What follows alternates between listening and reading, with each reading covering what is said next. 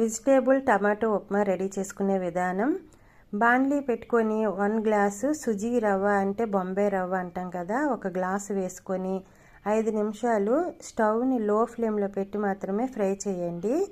ఇలా ఫ్రై చేసిన తర్వాత వేరొక ప్లేట్లోకి ఆ ఉప్మా రవ్వ తీసుకోవాలి. 4 స్పూన్ల ఆయిల్ వేసుకొని ఆవాలు, జీలకర్ర, మినప్పప్పు, శనగపప్పు అన్నీ కలిపి 1 స్పూన్ వరకు వేసుకోవాలి. దీంట్లో ఆనియన్స్ పెద్ద సైజువి చిన్న చిన్న ముక్కలు కట్ చేసుకోండి. పలచగా పొడవుగా కట్ చేసుకున్న వేసుకోవచ్చు. ఇలా వేసి 2 నిమిషాలు ఫ్రై అయిన తర్వాత పచ్చిమిర్చీలు ఒక 5 చిన్న ముక్కలు కట్ చేసి వేసుకోండి. పచ్చిమిర్చీలు దీనివల్లే ఉప్మా కారంగా ఉంటుంది కాబట్టి నేను ఎండుమిర్చి వాడట్లేదు, పచ్చిమిర్చి వాడుతున్నాను.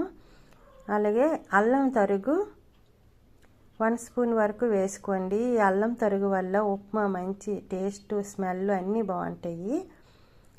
మీకు నచ్చినన్ని పచ్చి బఠానీలు, క్యారెట్ ముక్కలు వేసుకోవాలి.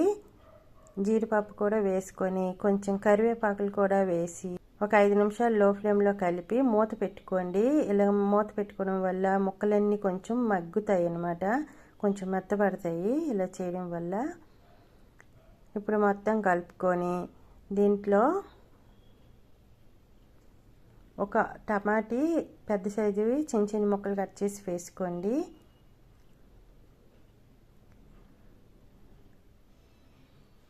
వన్ స్పూన్ వరకు సాల్ట్, కొంచెం పసుపు వేసుకోండి. ఈ టమాటో వెజిటేబుల్ టమాటో బాత్ అంటే కొంచెం కలర్ కావాలి కదా, దానికోసం పసుపు కంపల్సరీగా వేసుకోవాలండి. ఎల్లో కలర్గా వస్తుంది. మీకు ఎల్లో వద్దనుకుంటే పసుపు వేయడం స్కిప్ చేసేయండి. ఇప్పుడు మూత పెట్టి 2 నిమిషాల తర్వాత దీంట్లో 1 గ్లాసు రవ్వకి 4 గ్లాసులు వాటర్ వేసుకోవాలి. ఇలాగ వేసుకోవడం వల్ల ఉప్మా చేసేటప్పుడు 1 గంట వరకు కూడా ఉప్మా గట్టి పడకుండా లూజ్గా, స్మూత్గా చాలా బాగా ఉంటుంది అన్నమాట.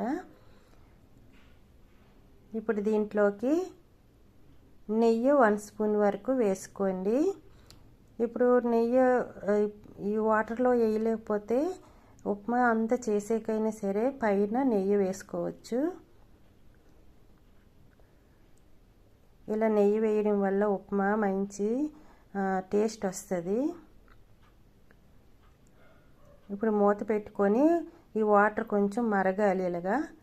ఇలాగ మరిగిన తర్వాత కొంచెం సాల్ట్ ఉందా లేదా చూసుకోండి. ఇలాగ మరిగిన తర్వాతే ఉప్మా రవ్వ వేసుకోవాలి. ముందుగా ఫ్రై చేసిన ఉప్మా రవ్వని చాలా స్లోగా వేసుకొని ఇలా కలుపుతూనే ఉండాలి. స్టవ్ని మాత్రం లో ఫ్లేమ్లోనే పెట్టాలి, లేకపోతే పైకి తుల్లిపోద్ది మొత్తం. ఈ కలపడం మాత్రం ఆపకూడదండి. ఆపేసారంటే ఉప్మా అంతాను ఉండలు చుట్టుకుపోయినట్టుగా అయిపోద్ది. ఇలా కలిపిన తర్వాత ఇప్పుడు చూసారు కదా ఎంత లూజ్గా ఇలాగయిందా.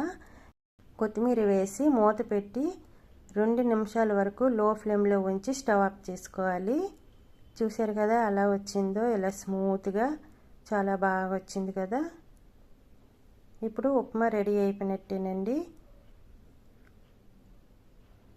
1 గంట వరకు కూడా ఇదే విధంగా ఉంటుంది అన్నమాట, గట్టి పడకుండా ఇలా ఉంటుంది.